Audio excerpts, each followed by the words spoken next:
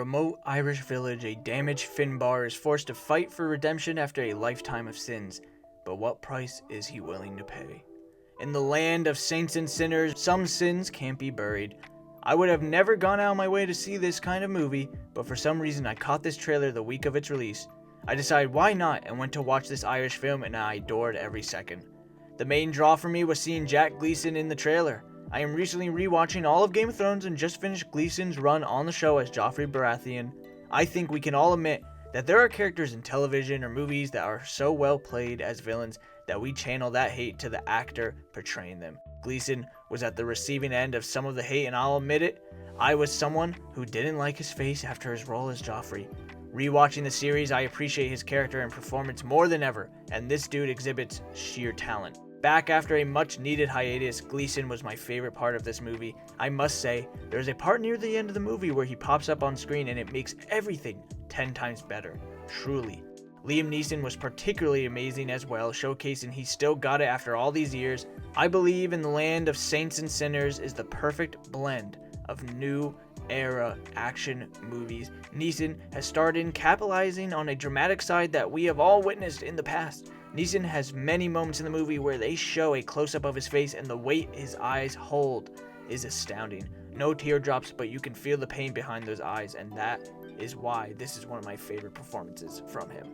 Kerry Condon was another reason I decided to catch this movie, and she showed off a side I didn't expect. In Banshees of Inisherin, Condon plays a beautiful and kind woman who truly cares for her dim-witted brother. She was many fans' favorite of that film, as well as a top choice to win the Oscar that year, myself included. But here in the Land of Saints and Sinners, Condon plays a spiteful and honestly scary woman. She is vengeful and cruel, and it is not a side of her I was expecting, especially after her recent roles. When she was on screen, you felt a presence overwhelm you as you didn't know what her next move would be, and that is terrifying. The script effectively builds a realistic rapport between the characters in a small Irish town, pulling the viewer back in time. The story has plenty of nuances and develops the characters really well, even its minor characters. Several intense, fraught sequences are handled tenderly. These moments can be both troubling and exciting as we see the repercussions of the characters' actions spin out of control. I never knew when something could possibly pop off, and that was the beauty behind the tense and slow burn.